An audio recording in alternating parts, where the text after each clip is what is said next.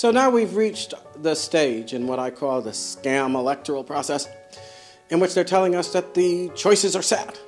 Romney versus Obama, that's going to be the big match in the presidential election in November 2012. And a lot of people are saying, Romney versus Obama, the left versus the more left, the extreme left versus the sort of extreme left. And that's the choice that most of us don't want, but that's the only choice we're going to get.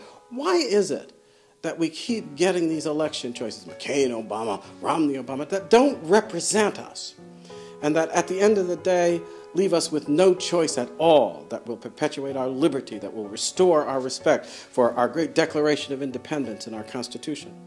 Well, part of the problem is that we've allowed the development of an election system that turns us into a gimme electorate that can then be divided and conquered by those who are trying to manipulate us for the sake of their own power.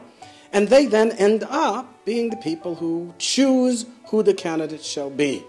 Look at this last election process. Leave aside the Democrats for the minute.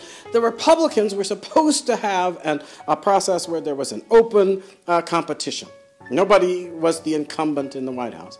And yet throughout the process it was very clear, from the first moment in Iowa, when the actual result of the election, which favored one candidate, that wasn't even announced for 3 weeks, so that Mitt Romney, the other candidate, could have the benefit of the momentum of a perceived victory as he went into New Hampshire. That's rigging the election. Things were done in Virginia, for example, in such a way that when the smoke cleared, they had so rigged ballot access that only 2 people made it onto the ballot.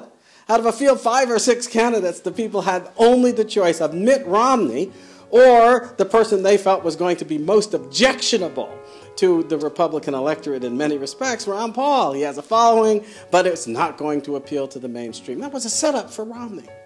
We are getting these bad choices because the big money and the big media and the party bosses and other folks who fancy themselves to be the powers that be are deciding what our choices shall be. And you know what they discovered in the old Soviet Union? That if you determine what the choices are, then you've determined the choice. If you get to decide who's going to be on the ballot, then nobody's going to get on the ballot except somebody who's acceptable to you.